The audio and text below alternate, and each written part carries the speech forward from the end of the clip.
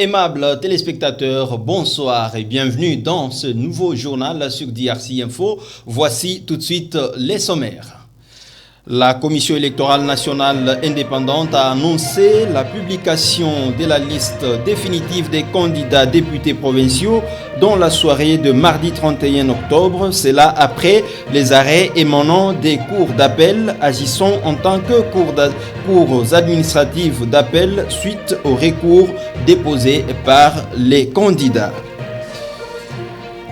Un accident de circulation s'est produit ce mercredi 1er novembre sur l'avenue des Poids Lourds dans la commune de Limete à Kinshasa. Un véhicule a percuté une moto. Les détails dans ce journal. Encore une fois de plus, bienvenue dans ce journal. La nouvelle agression de la RDC par le Rwanda et le retrait des troupes de la MONUSCO du territoire congolais ont fait l'objet d'une séance de travail entre le vice-premier ministre et ministre des Affaires étrangères Christophe Lutundula et les diplomates africains mardi 31 octobre dernier. Suivez ce reportage.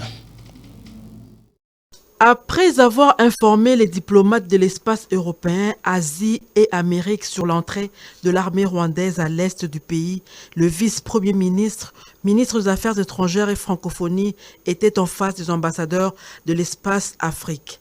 Même exercice pour Christophe Lutundula à Palapé-Napala, qui a montré avec image à l'appui l'armée rwandaise faisant la marche vers la RDC, image prise par le drone de la MONUSCO. La guerre ne peut jamais venir de nous.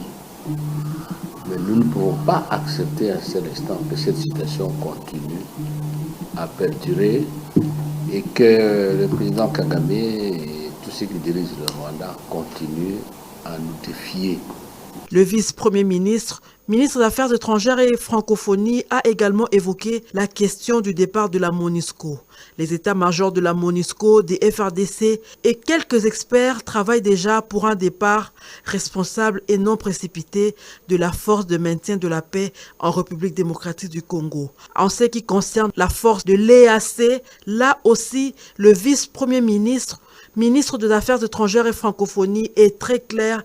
Le chèque est constaté et l'heure est à l'évaluation pour une décision radicale. Les regards sont tournés vers la SADC. Toujours ce mardi, le vice-premier ministre, ministre des Affaires étrangères et francophonie et son collègue Mboussa Nyamwisi de l'intégration régionale ont reçu une délégation de la CEEAC. Au menu de leurs échanges, les élections combinées du 20 décembre prochain. Nous sommes venus témoins de notre solidarité avec le peuple frère de la RDC et appuyer les élections avec une observation pour crédibiliser le processus à notre manière. Et c'est de ça, tout ça que nous avons parlé avec le Premier ministre.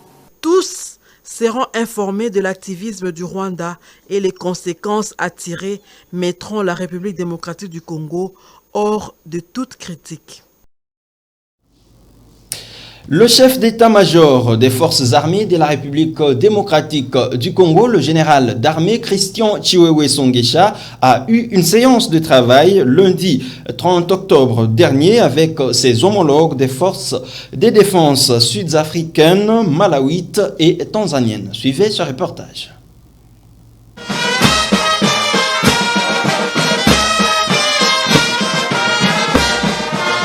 Une séance de travail a regroupé ce lundi 30 octobre 2023 autour du chef d'état-major général de FARDC, ses collègues de l'Afrique du Sud, du Malawi et de la Tanzanie. Ces travaux constituent la suite logique de la dernière réunion d'Addis Abeba et celle des experts militaires des 4 pays du 26 au 29 octobre 2023 à Kinshasa et à Goma. La situation sécuritaire dans la partie orientale de notre pays a été au centre de cette rencontre. Dans son adresse, le général d'armée Chiwewe Songesha Christian, chef d'état-major général de FARDC, a rendu un hommage mérité à tous les chefs d'état de la SADC pour leur contribution et leurs efforts pour la paix dans l'est de la RDC et dans la sous-région.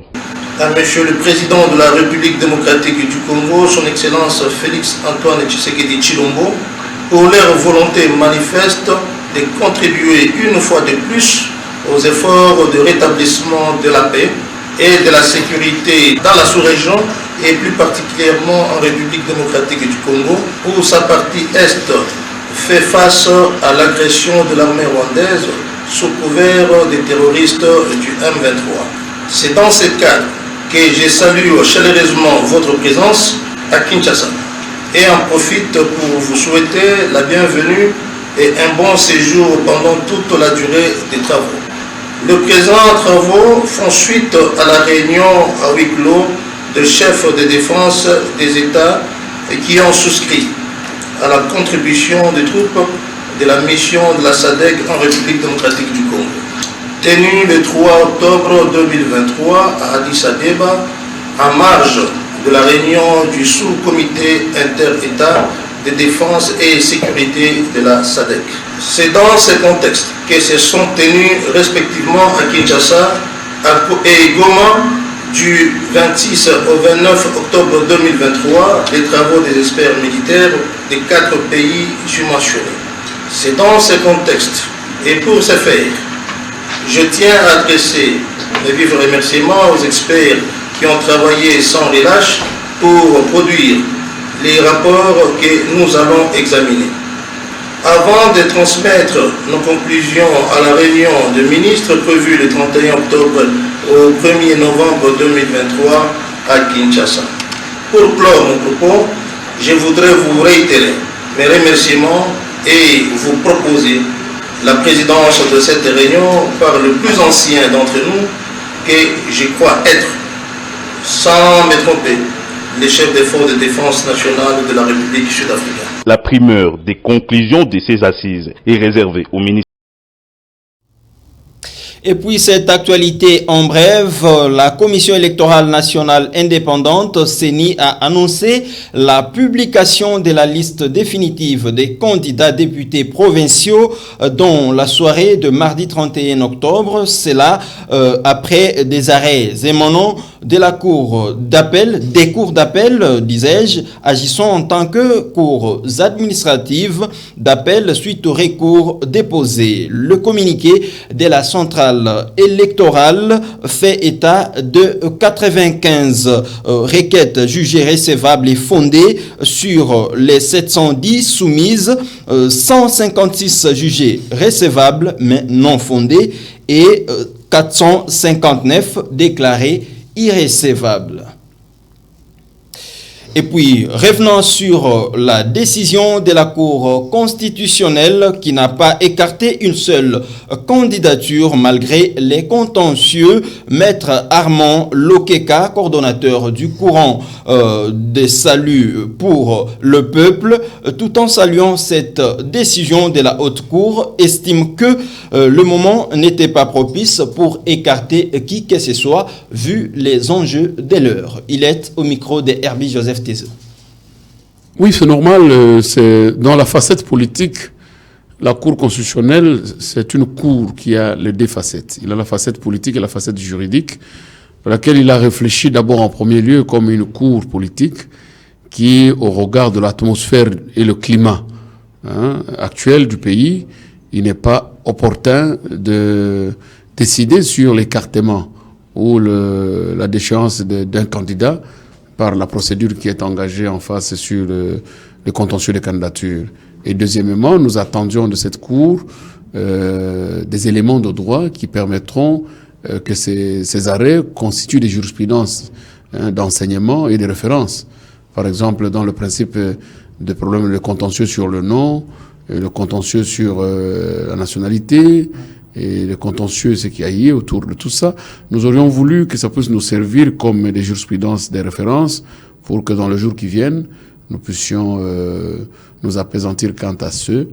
Et simplement qu'il y a eu une analyse qui n'a pas été totalement acceptable sur le plan de droit, autant parler de l'irrécevabilité de la requête de M. Setski Kouni pour tardivité, autant qu'il avait déposé avant, même que ceux qui ont été déposés déclarés irrécevables pour raison de forme après, mais pour Setski Kouni, il avait déposé sa requête avant. Ça, c'était une entorse que nous ne pouvions pas peut-être attendre de la Cour. On a voulu que la Cour examine en réalité le moyen, motive qu'il n'y a pas préjudice, puisque pour l'instant, le nom qu'il attaque est confirmé par le détenteur que c'est mon nom. Alors, c'est-à-dire que le mandat passé, il a utilisé un autre nom. Est-ce que devons-nous maintenant l'invalider sur quel point? De perdre son mandat qui est déjà passé ou le nouveau mandat qu'il veut acquérir avec le nouveau nom qu'il confirme que c'est le sien?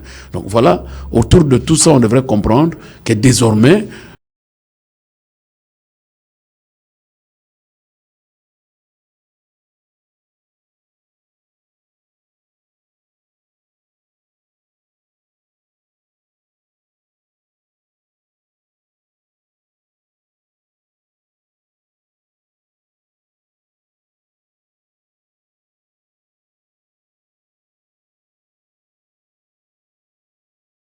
ou celui qui sera élu président de la République, si ça tombe sur lui, donc son vrai nom sera à partir de Félix Tshisekedi. Voilà. Donc ça devrait être un élément motivant pour confirmer en réalité que son vrai nom c'est tel.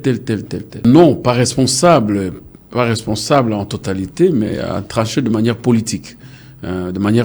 Puisqu'il a tenu compte de plusieurs enjeux qui entourent l'environnement et le climat politique de l'heure.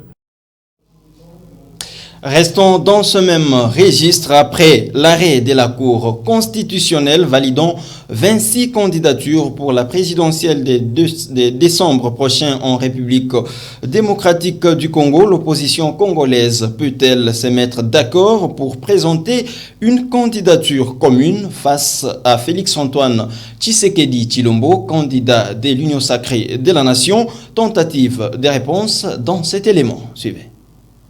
Félix-Antoine Tshisekedi Tshilombo, l'actuel chef de l'État, seul candidat de la majorité au pouvoir, qui sera face à 25 autres challengers considérés comme opposants dans la course pour la magistrature suprême du 20 décembre de l'année en cours. Pour certains observateurs, le fait pour l'opposition d'aller en ordre dispersé contre un candidat de l'Union sacrée pour la nation serait minimiser les chances d'une alternance. D'où l'hypothèse d'une candidature commune est de plus en plus évoquée. La grande question reste de savoir qui sera prêt à désister pour soutenir l'autre au regard des égos qui sévit, dont le chef de l'opposition. Il y en a aussi de l'autre côté ceux qui évoquent comme jurisprudence la rencontre de Genève en 2018 où les quelques leaders de l'opposition réunis avaient opté de soutenir Martin Fayoulou décidé. Quand bien même que à cette époque, Moïse Katumbi par exemple n'était pas de la course. Toutefois, il y en a qui restent optimistes pour une candidature commune. C'est le cas de Maître Claude Ngoma, cadre du Nouvel Élan d'Adolphe Muzitu, qui pose parmi les préalables l'offre politique. La candidature commune de l'opposition, et c'est une question qu'il faut en débattre. Encore qu'il ne suffirait pas de faire des alliances autour des individus. Mais il faudrait qu'il y ait un grand débat d'idées, de fond. Il faut savoir, on doit porter X candidat comme candidat commun de l'opposition, non pas parce qu'il est beau, non pas parce qu'il est géant, mais quelle est l'alternative qu'il porte? Et donc moi je voudrais à ce que nous ayons un candidat commun de l'opposition autour des priorités des politiques publiques capables de constituer une alternative pour sortir notre pays de ces marasmes de l'insécurité et de la souffrance. Mais au-delà de tout, nous ne pouvons que souhaiter bonne chance à chacun d'entre eux, que le meilleur gagne, pourvu qu'ils mettent en avant-plan l'intérêt de la population congolaise. Place à présent à l'invité du journal.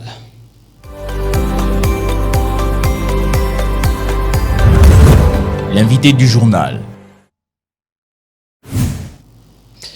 Alors, pour débriefer cette actualité et entrer au processus électoral, nous recevons sur ce plateau Papi Mawessi. Il est cadre à la Ligue des jeunes du parti politique Ensemble pour la République de Moïse Katumbi à la Fédération de Kinshasa. Alors, Papi Mawessi, bonsoir et bienvenue. Merci. On vous appelle aussi Mfumu Yangaliema. Donc, on m'appelle les rois d'Engaliema. Les rois d'Engaliema. Qui incarnent toutes les valeurs de la commune d'Engaliema. Alors, d'entrée des jeux, Moïse Katumbi, la candidature qui semblait être contestée par M. Noël Tchani a finalement été validée par la Cour constitutionnelle. Quels sont vos sentiments juste après que la Cour ait validé la candidature de votre leader? Alors, c'est un sentiment de joie pour nous, du fait que nous avons une Cour constitutionnelle qui travaille avec une équipe ou un gouvernement constitué des fabulateurs aussi, des menteurs pathologiques. Alors, pour nous, c'est un sentiment de joie. La Cour pouvait aussi se prononcer ou contredire et ne pas valider la candidature de Moïse Katumbi. Du fait que la Cour a validé, nous pouvons dire que c'est la première fois dans notre pays que notre Cour constitutionnelle puisse réaliser un idéal de droit. Alors c'est un sentiment de joie pour nous. Et la validation de la candidature de Moïse Katumbi, pour nous, ce n'est pas une surprise, ce n'est pas un cadeau, puisque tous les éléments apportés par Moïse Katumbi au niveau de la CENI, personne n'avait d'autres documents qui pouvaient contredire la personnalité de Moïse Katumbi, surtout en termes de sa nationalité d'origine. Alors aujourd'hui, avec cet arrêt de la Cour, pouvons-nous dire que l'opposition peut faire confiance à la Cour constitutionnelle, mais aussi à l'actuelle équipe composant la CENI? Je disais tantôt ici que Moïse Katumbi n'avait pas de problème. C'est-à-dire que pour nous, ce n'est pas une surprise, puisqu'on savait que Moïse Katumbi sera validé comme candidat à la présidentielle. Si vous dites que nous allons maintenant faire confiance à la CENI, je dis non. Nous ne faisons pas totalement confiance à la CENI, puisque les démarches de la CENI ont été déjà attachées de plusieurs irrégularités depuis le départ.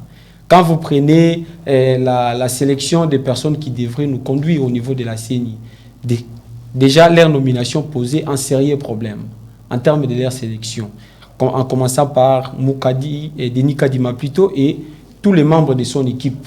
Puisque les gens qui sont là-bas aujourd'hui, qui se disent qui sont venus de l'opposition, aucun parti politique de l'opposition les reconnaît. Ensemble est représenté. Ensemble pour la République n'est pas représenté au niveau de l'équipe de la CENI, l'équipe qui préside la CENI. L'Ensemble pour la République n'est pas représenté. Les idées du président Martin Fayulu n'est pas représenté. Les partis de l'FCC avec Joseph Kabila n'est pas représenté, puisque ceux qui sont là-bas n'ont pas été délégués, habilités par leurs partis politiques. Donc nous ne pouvons pas faire confiance à cette CENI qui nous a imprimé d'ailleurs des mauvaises cartes d'électeurs, les cartes qui ne sont pas de très bonne qualité, qui ne sont pas de bonne qualité, disais-je. La CENI avait promis qu'il y aura des cartes d'identité pour pallier à ce problème-là. Jusqu'à présent, il n'y a qu'un seul porteur des cartes d'identité, c'est le chef de l'État. Donc, si nous pouvons dire qu'il y a un Congolais aujourd'hui, dans l'ensemble, il n'y a qu'une seule personne qui est M. Félix-Antoine Tshisekedi Tshilombo. Mais la CENI, qui est l'organisatrice des élections dans notre pays, vous n'avez pas totalement confiance en elle. Avec quel état d'esprit vous partez en compétition aux prochaines élections? Je rappelle déjà que la CENI a rendu public les communiqués annonçant la publication des listes des députés provinciaux. Donc, Monsieur Georges Mapoko, vous êtes parmi les candidats. Monsieur Georges Mapoko, vous savez que la population congolaise est une population qui est en train de traverser un calvaire de haut niveau. Alors nous, qui sommes de l'opposition, nous connaissons très bien que les démarches de la CENI sont entachées de plusieurs irrégularités. Mais nous ne pouvons pas laisser ce régime de Kadioucha continuer dans cette allure. Sinon, j'ai dit l'autre fois ici que le Congo ne peut plus être considéré comme un État. Nous sommes déjà dans une fosse sceptique. Alors nous ne pouvons pas laisser... Ça, c'est une expression grave. Nous ne pouvons pas laisser M. Tshisekedi continuer dans cette allure. C'est pourquoi nous avons accepté des partis comme ça, mais nous signalons à la communauté internationale que nous partons aux élections, bien que les procédures de la CENI sont biaisées, mais nous partons quand même. C'est-à-dire que s'il y aura des conséquences négatives, c'est le gouvernement qui est en place et la CENI qui seront considérés comme que ce sont eux qui ont manigancé ça. Katumbi a adressé un message aujourd'hui à la nation. En bref, de quoi s'est-il agi? C'était un message de réconfortation. Il fallait réconforter les peuples, puisqu'à un moment donné, Katumbi a constaté que les peuples étaient déjà perdus. Et puis, il y avait un souci dans les pays. Tout le monde attendait que la candidature de Moïse Katumbi soit validée. Ok?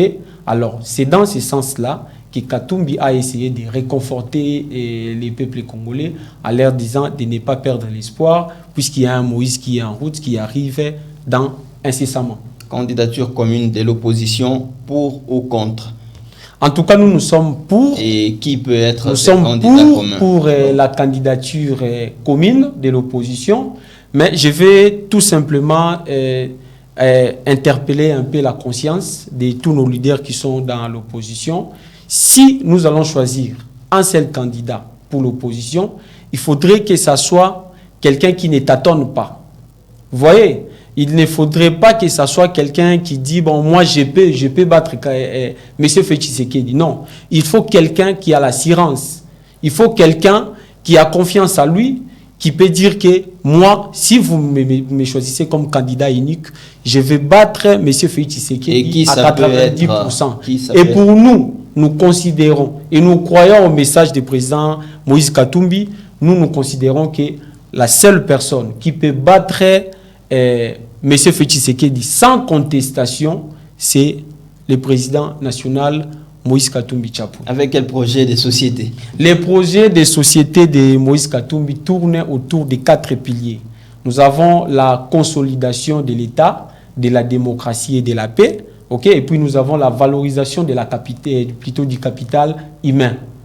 C'est-à-dire que Moïse Katumbi fait en sorte que le capital humain soit valorisé. Et puis nous avons la relance de la croissance, diversifier l'économie, créer des emplois. C'est que M. Tshisekedi n'a pas pu faire. Il n'a pas pu créer des emplois pour les Congolais qui vivaient depuis 39 ans dans la souffrance.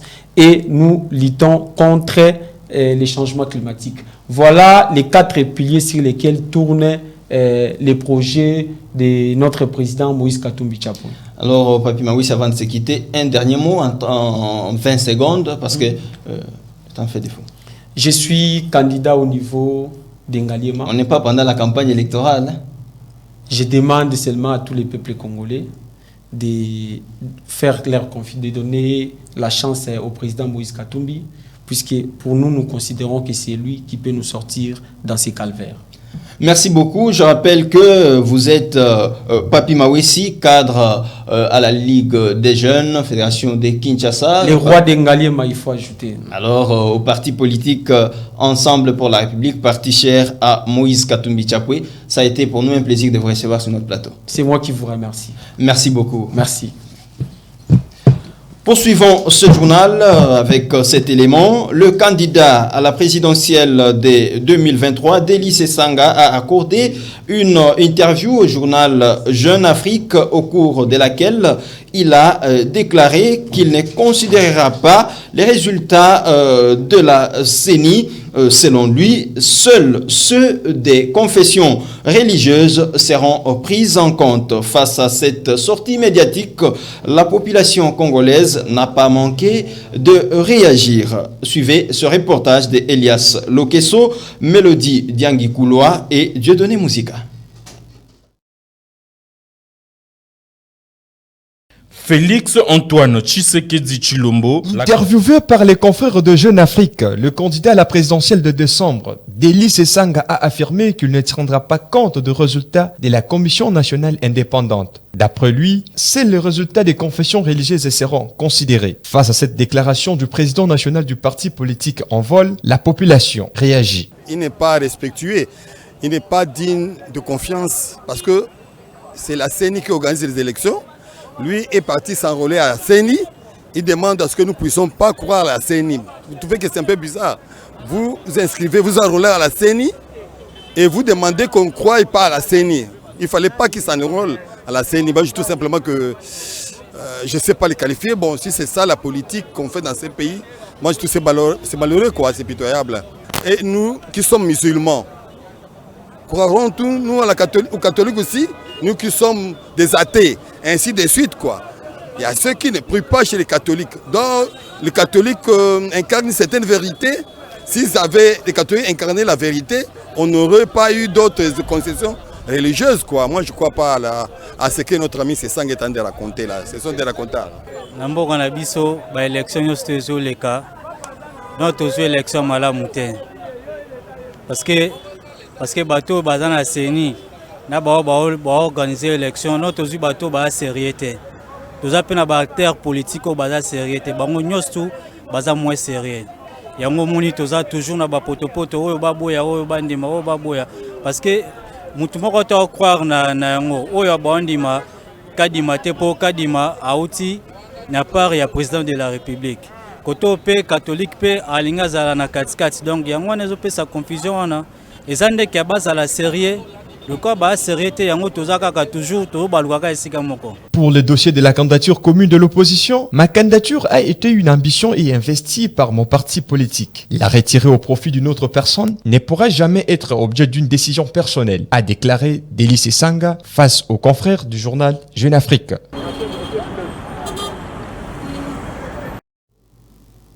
Changeons des chapitres à présent pour parler transport à Kinshasa. Un accident de circulation s'est produit ce mercredi 1er novembre sur l'avenue des Poids Lourds dans la commune délimitée à Kinshasa. Un véhicule a percuté une moto. Pas de panique, aucune perte en vies humaines. Suivez ce reportage. Loin d'être un scénario de cinéma, ces images sont une réalité. Nous sommes sur l'arrêt Isam de l'avenue des Poids Lourds à Limité. Ces vieux camions, apparemment fatigués, a ramassé cette moto de marque TVS qui avait à son bord le conducteur et un passager en pleine course sur la chaussée jusqu'au caniveau en la suspendant à cette position insolite. Heureusement, ces victimes ont eu la vie sauve de façon miraculeuse, comme le témoignent les chauffeurs. Tellement que moi embouteillage pe zalaki banda ke malembe zo ande ye pe frein ici là qui baika tout singa sima na tinga sima donc naza tena na banda suka côté ya terrasse chez ayité na koti kuna ta na mona koti na yete azoya na sotaki na kinya tozaki na kinya mutazika moi shot na genou to sauter nde motetikali. En tout cas, l'État n'est pas à Rabilo et pour Dimananzela. Parfois, pour la population, un pareil véhicule ne devait plus être autorisé de circuler car constituant un danger permanent.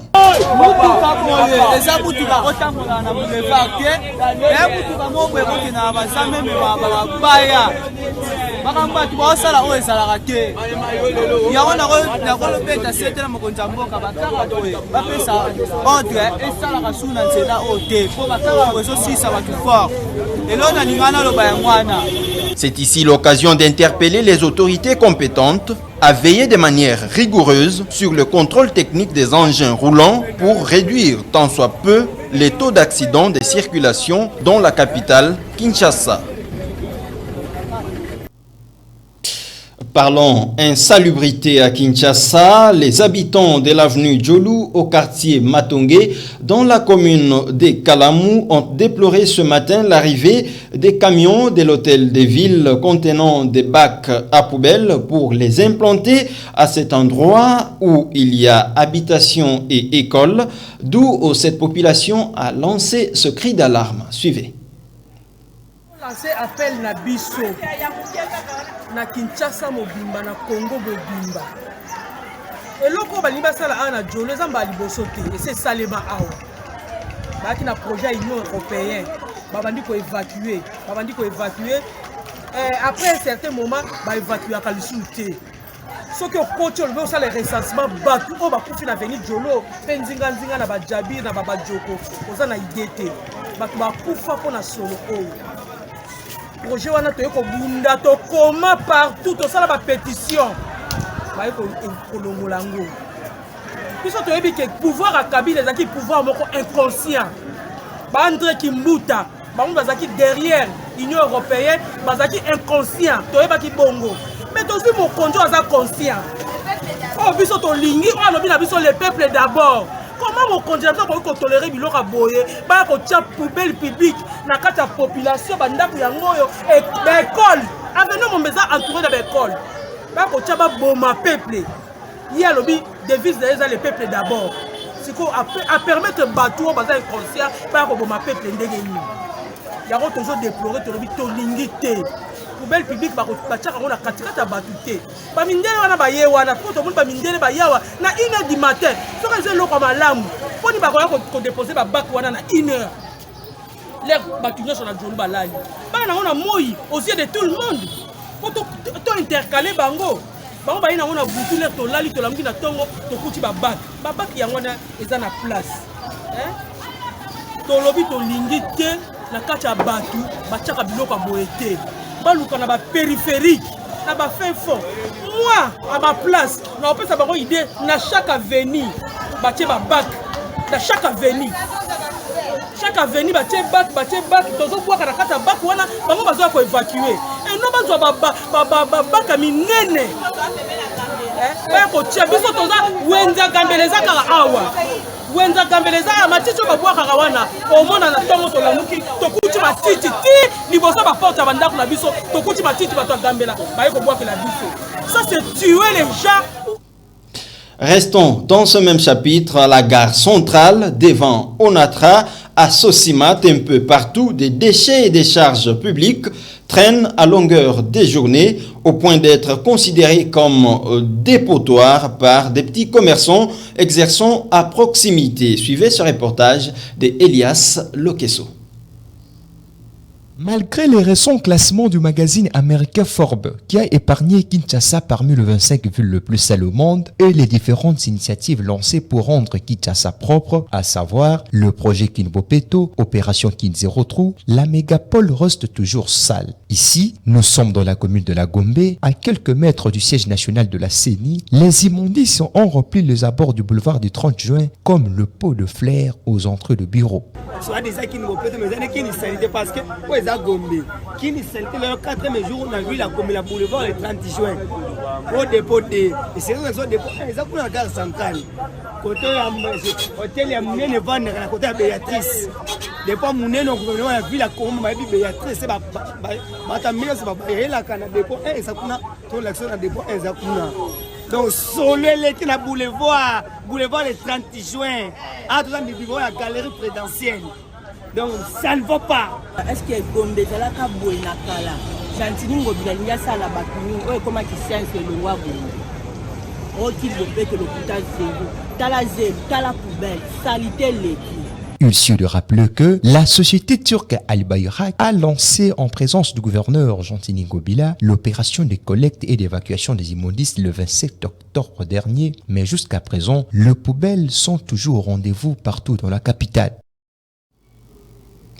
Un mot de sport avant de boucler ce journal. La Confédération africaine de football, CAF, a décidé de suspendre le processus électoral en cours à la Fédération congolaise de football association FECOFA. La CAF reproche au comité de normalisation en place les irrégularités constatées lors de l'élection de la commission électorale au mois de juillet dernier. Images et commentaires, Mélodie Diangikouloa. L'instance fêtière du football africain a décidé de suspendre la tenue des élections des membres de la Fédération congolaise de football association. Cette suspension découle du fait que la FECOFA n'aurait pas respecté l'un des articles du nouveau statut la réglementant. La tenue de cette élection avait déjà été redoutée par quelques membres de la FECOFA lors de l'Assemblée générale de juillet 2023. Initialement prévue pour le 11 novembre, cette élection est reportée jusqu'à nouvel ordre en attendant l'organisation d'un nouveau scrutin pour l'élection d'une commission conforme au statut de la Fédération congolaise de football. Fin de ce journal, mais je vous en rappelle les principaux titres. La Commission électorale nationale indépendante a annoncé la publication de la liste définitive des candidats députés provinciaux dans la soirée de mardi 31 octobre. Cela après les arrêts émanant des cours d'appel agissant en tant que cours administratifs d'appel suite aux recours déposés. Et puis, un accident de circulation s'est produit ce mercredi 1er novembre sur l'avenue des poids lourds dans la commune de Limete à Kinshasa. Un véhicule a percuté une moto. Les détails, vous les avez eus dans ce journal. Et c'est par ici que nous mettons complètement un terme à cette édition sur DRC Info. Merci de nous avoir suivis et à la prochaine. Au revoir.